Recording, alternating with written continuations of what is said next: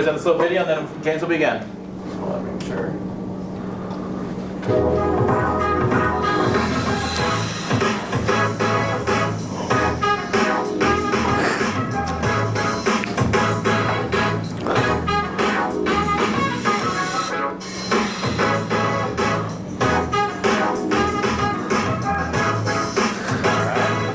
The key word there is little. There's not very much to what I got going for my pictures.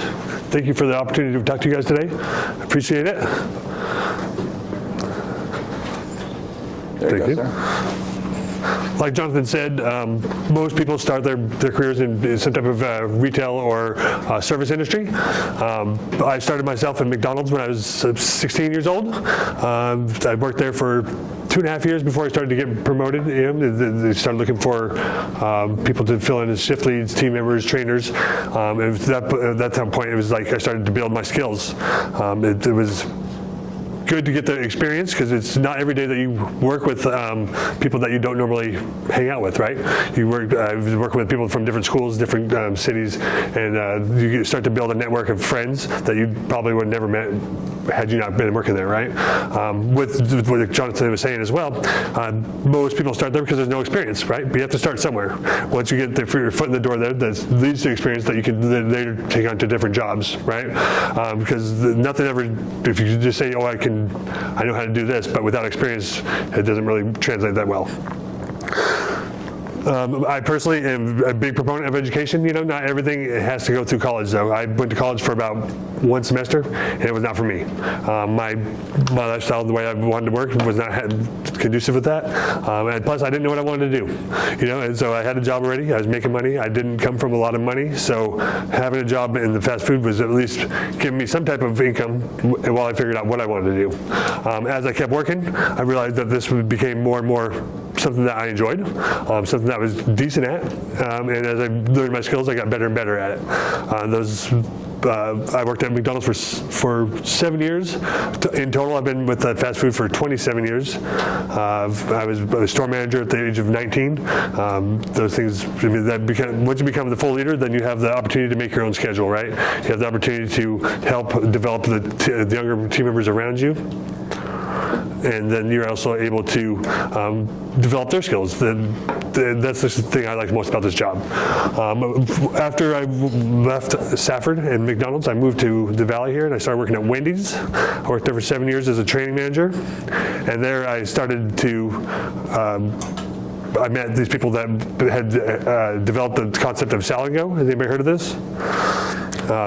From there, they brought me on to be a district manager. I had no experience with being a district manager, nor did I know how to do it. So it was a lot of feedback and trial and error, right? As I was learning the skills, they sold that company off after working there for 7 years. They started a new company called Angies Lobster. That's where I currently work. And from there, I've built even more skills, things I didn't know how to do. So we started Angies Lobster in a food truck. The food truck was beneficial for putting a process together, learning training, and then also figuring out how to make the process work. With that, I had to figure out how to do IT. We didn't have an IT department, so I put that hat on and learned how to do it just by trial and error. A lot more error than trial, but sometimes that's how it goes, Same thing with that. I've never ran a food truck. The food truck had its own list of things that were problems and struggles to figure out. But since I've started with them as well, I've developed all the operations in the food truck. As we opened up the stores, I started putting together the processes that made it beneficial and efficient, right? Efficiency is the name of the game. If you're trying to do something, you want to make sure that you're being efficient with your labor, with your money, and what your product is. As the efficiency grew, we had these new stores come in. And one of the people that was the head of construction, because I have zero construction background, I've never nailed a board, don't know anything about that kind of stuff. But I knew what the store is supposed to look like after doing the food truck together, and then these other stores that we'd opened up. The head of construction there he liked to really kind of sit at his desk and make phone calls, whereas I'm more of a go-getter. Well, he got fired because he didn't know what he was doing, and so they dropped this other new skill on me to do, which is something I'm still learning, which is good. But with that being said, most fast food places have multiple different things in them. It's not just flipping burgers or cooking fries. There's an HR department. at every single one of them, right? There's an IT department, there's marketing, accounting, all these things that people have to do to make the business run. It's not all just about the frontline people, right? Taking orders is one thing, but also getting people paid, right? The people that are taking those orders want to get paid. The accounting team has to do that. And a lot of these opportunities that come from this come from the people that start on the main level, right? Nobody just wants to hire some random person that they don't know to be in charge of all their money, right? They don't want to hire somebody random to be in charge of the construction. They don't want to hire somebody random to be in charge of their training department. So there's lots of different opportunities that go into just getting your foot in the door to start. Like I said, there's new skills, the IT department stuff I've learned. All the kitchen equipment, we have training stuff for that. There's training materials that come with every piece of equipment. But if nobody knows how to use it, somebody has to figure it out or be trained. So after I've learned that, I've since trained somebody else how to do that, so that they're training people how to do all of our equipment and set it all up. And then with the construction stuff, as I'm still learning, but I ask questions and be informative. And that's one of the major things that is huge with this is when you're trying to build your skills is asking questions, right? If you get your foot in the door, you should be able to ask questions and take feedback, right? Because there's nothing that's going to nobody's just going to give you the answers to stuff unless you don't ask. The best abilities for learning these skills are being available. If you're not going to be available at work, at school or anything, you're not going to learn anything, right? If you're not here, you don't learn. If you're not reliable with the things that you're trying to do, you're not going to learn. And if you're not teachable, you're also not going to learn. If somebody's trying to give you the answers or help you learn something and you already know the answer because you think you know the answer, you should definitely take the feedback. That's one of the things that I've found that's helped me the most in my career is taking feedback from people that know more than me and not feeling like I know something more. As a young adult right now, you guys are in the perfect position to learn skills. As you start a job, any job, whether it be at retail or fast food or anything, ask lots of questions. It's going to be huge for your development as you move forward with whatever you want to do.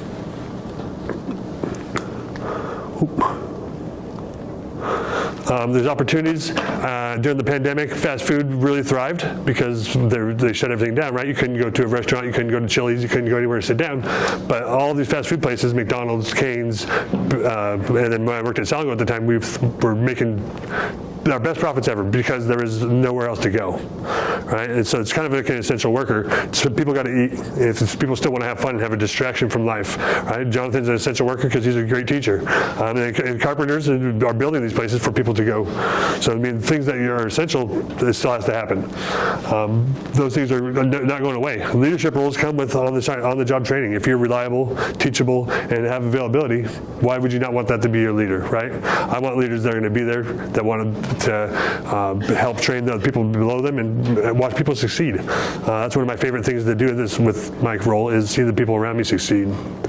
I've brought up multiple people with me as I've grown. I try to teach that skill to somebody else. That way I can keep growing and not have to still do the same job over and over again, right? If you're going to keep growing, you want to be able to backfill yourself. With that also, I haven't paid for a car in over 10 years, right? They give you work-provided vehicles, pay for the insurance, pay for the gas, pay for car, for all the stuff. For a while I was driving this Tesla, and then my boss said, well, now that you're in construction, you need a truck. So he bought me the Hummer EV, which is crazy because before that I only had like a 2005 piece of junk, right? So it was good incentive for me to stay, right? If you're gonna get a free car, why not? If I don't have to pay for gas or insurance, those things are expensive in life, and those are just some of the incentives that come. 401k, great insurance, and PTO, which is paid time off. Those are the things that people usually associate with like office jobs or being a lawyer or a doctor.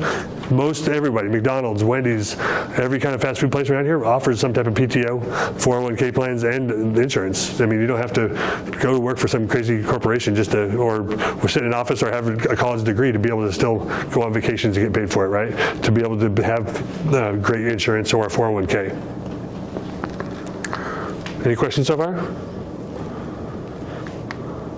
It's also a fun work environment. Like I said before, you get to learn how to make new friends, right? People that you probably wouldn't hang out with or even associate with if you weren't in a work environment where you had to be there. It also helps you to deal with people that sometimes aren't as easy to deal with. If you're getting paid to do something, it's a lot easier to deal with somebody that isn't quite as pleasant as you'd hoped. And then, work with your peers. When I was a young adult, I worked with my peers in the bottom rungs of it. And as I grew forward, I started learning with the managers and was associates with them, peers with them, and went from different stores. We have manager meetings that you go from across the valley, across the state, or whatever, just to see the people around you.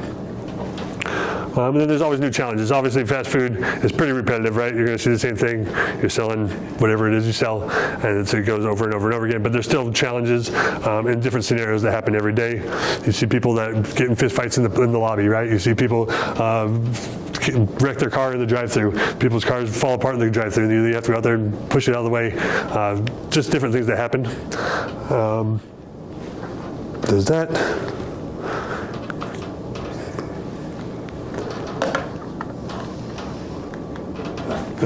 So, at what age did you start realizing fast food would be in your career then? Do you want to make it? Oh, yeah. So probably I was about 20-ish. Before that, it was like, okay, I have a job. I don't know what I want to do. I'm going to keep looking. But pretty soon, like I said, a lot of the opportunities started to fall in my lap. I mean, okay, you're here, you're teachable, and you're reliable. I'm going to make you a manager or make you a shift lead. And then the shift lead becomes, okay, let's grow that talent into something different where you get a skill. Yes, sir. What did you want to do before you did fast food? I didn't know. What did I want to do before I became fast food? I honestly didn't know. That's the thing. Construction was always sounded cool, right? And then all the people in the town I grew up in were miners.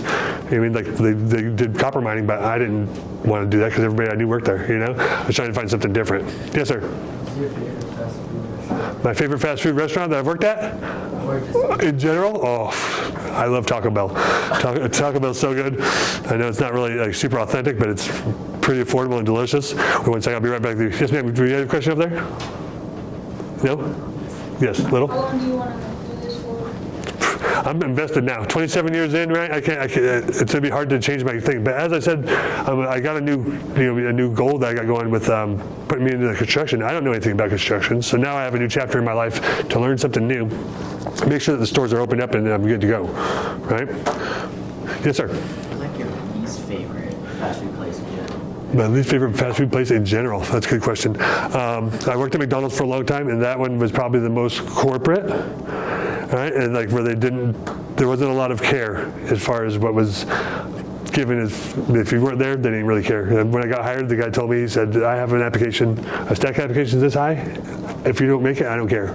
So it kind of drove me to want to work harder, to prove him wrong, Yeah, yes, sir. What was your favorite fast food restaurant to work at? My favorite fast food to work at right now, I would say it's Angies Lobster, because I've had so many challenges to figure out, Before that, I worked at Sal & Go for 7 years, and that was fun because it was also kind of a startup, right? It's not like something that's been established. We were trying to figure out how to make it work, and how to make it profitable. Hunter, yes, sir. What's the hardest job you had?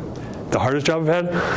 I'm gonna say right now it's Angies Lobster, because like I said, I didn't know how to do any of the IT stuff. I didn't know how to for a while I was doing all the HR stuff too. I have zero background in any of that stuff, so it was a lot of learning, and also a lot of things that were I probably got wrong, but was trying to figure them out. Oh yes, sir, Blake. What is your biggest challenge you faced so far in your job? I'm going to say trying to find the right people, right? Because not everybody has a great work ethic, and that's why as young adults it's great right now that you have this opportunity that you're getting these skills presented to you from not just me, but other people that you've talked to. Jonathan's a great coach. He's done lots of different things in his life as well. But finding the right people, because not everybody wants to work. Right? Everybody wants a job. I want to get paid no matter what. I'm sure everybody else wants to get paid, but finding the right people that want to be there and actually care. How do we just finished with soft skills and a whole month of it? When they interview, how does that play into your? Because you interview tons of high school students every Sure. year, right? So how does that play with that? Yeah, interview skills are huge because you want to make sure that you have good eye contact, right? Good eye contact, present yourself in your best light. Don't roll out of bed with your hair a mess, teeth not brushed, and then expect to get a job, right? You bring your best foot forward. You also want to show them who you really are. Don't say, yeah, I'm the best worker that you'll ever see. I work really hard. I do this really right. I'm the best worker. You want to be honest, right? I love my family. I do this. On the weekends, I volunteer. A lot of places are looking for things that for skills like that. Yes, sir. Something you asked when you Oh, that's a great. Well, a question that we ask during interviews, if you have any kind of experience before that, right? Let's say, what did you like best about working at whatever you did? Or if, say, you volunteer or are on the student council, say, what do you like best about being on that? Right? And then you get an answer, and then say, what do you like least about it? And a lot of times people are just like, oh, these people are jerks, right? And it tells you how they think about the people that they're serving. You were telling me when we were on break that you have a 19-year-old right now making $72,000 a year. Can you elaborate more on that? Yeah, for sure. We hired this young lady. She has 0 college experience. She had some experience with one other job before that. But she came in, she worked super hard, asked all the questions. Like, she made us teach her how to do stuff, right? She'd say, I'm not leaving until you guys, she'd come on her days off to learn different skills. We moved her from here in the Valley up to Flagstaff. We opened a new restaurant and made her the store manager there, making $72,000 a year at 19 years old. So 19, right, Seth? Yeah.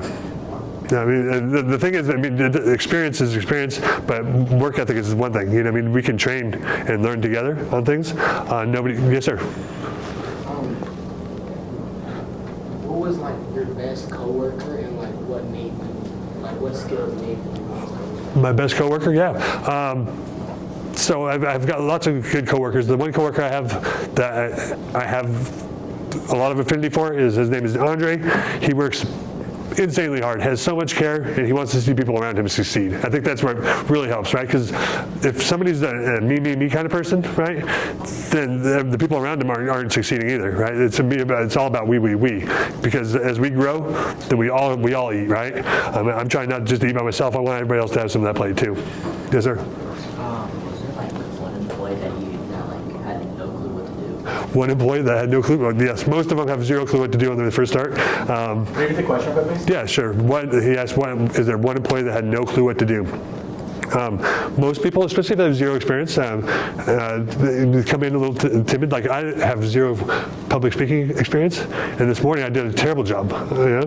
I was almost up here sweating and crying, right? Jonathan helped push me through this, but you guys are making this much easier. But a lot of people, it's just training, training and then just the repetitions of no matter what you do. Even if you don't know how to be a lawyer, I'm sure if you did it enough, you'd be a lawyer soon enough, right? It helps if you have the college to do it, but with like in the fast food industry, there's training for it, and then just the repetitions of doing it over and over and over again. Pretty soon you become the best. Yes, sir. How long did it take you to get your first promotion? That is a great question. So I started when I was 16. Most places don't put people in charge of other people until they're adults, right? And the state of Arizona is 18 to be able to be under there's insurance stuff and all this stuff. So when I was 18, they said, okay, well, let's make you a manager. Sometimes there's little restaurants inside of like a Walmart. I managed the McDonald's inside of a Walmart, which is an easy step for a young adult, right? So I was able to manage a smaller store rather than having lots and lots of people. What is a major red flag when you're doing an interview? Like, what's you told us some red flags earlier that we were talking. What's one you see firsthand? Yeah, I'd say that people that are disengaged, right? If you are on an interview, there's a lot of times where there's a lot of Zoom interviews going on now. If you're on a Zoom interview and you have all your friends in the background, it's probably a big red flag. If you don't come prepared, if you show up late. Yes, sir? What's one thing like you've been interviewing someone and just didn't want to hire them after they said something? What's the question? What's the one thing that you said, I'm not hiring you no matter what after they answer the question? That's a really good question. A lot of it has to do with availability, like I was saying before. Like if you say, yeah, I want to work 40 hours a week, but then you say, I can't work Thursday, Friday, Saturday, Sunday, and I can only work from 5 to 8, Monday through Wednesday, that doesn't add up to 40, right? So being consistent with the things during your interview, and then also if you, like when people lie, we've had people say that they have this type of experience or that they did this, and then totally just blow it after that. And how much does a starting person make at Angies Lobster? Yeah, so at Angies Lobster, we try to attract the best quality person we have, right? Only about 2 to 3% of the applications go through actually get hired. We pay 16-year-olds starting off first job $18.51 an hour. We were trying to get people we want the best. We want people to be there that are bought in and want to make a career. Because like a lot of the store managers I have all started off as team members, right? 16, 17. Most of our store managers are under the age of 21. And I have 9 or 10 stores around here that are managed by young adults like yourselves. Yes, sir. How often do you have to fire? That's a great question. How often do we fire people? Really, that depends on the people. Sometimes when they show up late, I think the major thing that people get that go for is attendance. That goes back to the reliability thing, right? If you can't be there when you say you're going to be there, or if you have lots of life problems. I know that a lot of people have car problems and their cat's sick and they have to go to their cousin's birthday party and all these things. If that's more important, then we're just going to promote you back to a guest. That way you can go and do all the things that are important to you. Yes, sir. Do you have any fears of having a manager that's under 21? I do. Sometimes they're not always mature enough to handle that. A lot of times they're friends with all the people they work with, right? And sometimes I've seen this backfire into, instead of them managing, they're just hanging out, right? They're not coaching the best possible quality of food. That's where we go for best quality food, the best guest experience, right? You want to try to make that the best, but if everybody's just hanging out and goofing off, then sometimes that's it. Did we get that? Yeah, you had a question, sir? Oh, yes. Have you recently fired anyone? I haven't recently myself. Like I said, just in the last 2 months, I've gotten to this construction part of it, and I haven't had to fire anybody yet. But yeah, once in a while, I've had to do it probably within the last 6 months, fire some people, just mostly, like I said, for attendance reasons. Yes, sir, Hunter? What's the worst thing? The worst interview I ever had? Pajamas? Yeah, probably pajamas. But this was back in the day when it was still real life. This guy came rolling in. I know for a fact he didn't brush his teeth because you can smell it. And then I don't know, he just didn't really want to be there. He took the interview and then showed up late. Wasn't good. What has being in the fast food industry taught you, out of curiosity? I think it taught me how to be more personal person. I'm not saying I'm introverted, but sometimes you don't want to really get out of your group of friends, right, or talk to people that aren't in the same classes as you or whatever. It teaches you how to be more outgoing a little bit. Teaches you how to listen. Communication is huge, right? Because if you stop listening or you stop talking, then you're not learning anything either. So I think that the communication part of it's been really big too. How old is your youngest manager? 18. 18? Yeah. We have an 18-year-old that runs the store right off of Baseline and Hardy, who's one of our busiest stores as well. How much do they make? Just like a regular store manager? Yeah, all of our store managers make $72,000 a year. Yeah. Yeah, so we start them, they're making decent money right off the bat. If that's what they want to do, for sure. Yeah, Little? Where are you guys located at? Well, we have nine of them around the valley here. We have one in Single Butte, Guadalupe, Queen Creek in Gilbert Road, Ray and Rural, Bayside and Hardy, a couple on the west side. We're opening 4 more, 2 more on the west side, and 2 in Tucson, 1 in Vegas, 1 in Flagstaff. So, and we're planning to expand across the country too. So there's opportunities for people that have the opportunity or that have the desire to want to move too. And those are things that not just for Angies Lobster, but for in general. Most places will move you across the street. Hunter, one more time. Have a customer ever threw anything at you? Has a customer ever thrown at me? Yes. Sometimes back in the day, those videos were fun where they would what do they call it, fire in the hole? So the fire in the hole would come through the ice cream, but sometimes you see them when they're in the back seat trying to do the little the camera thing. So you close the window and they hit the window. That kind of ruins their video. Yes, sir.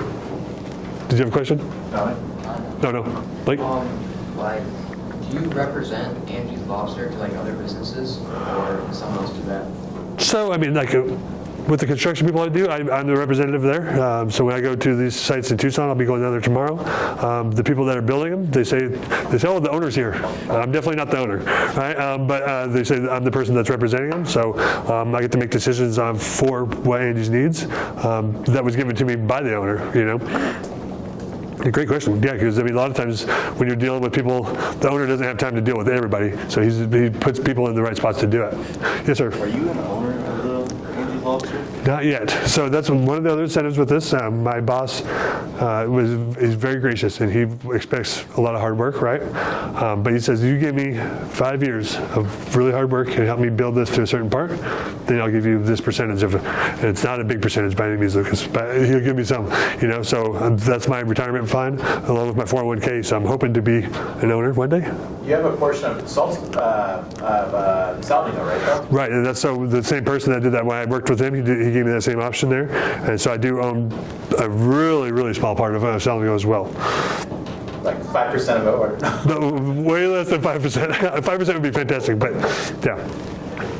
Does anybody have any questions at all? So one thing I want to point out real quick, we have like 34 minutes left. One thing I want to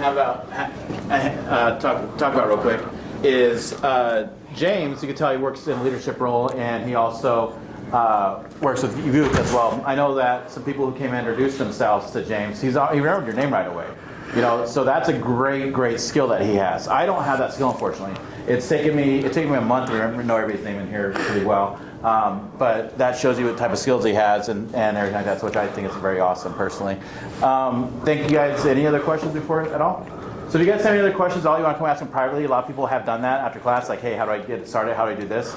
Please feel free to come up. By all means. What's that? By all means, come. Yeah, we have 3-4 minutes left.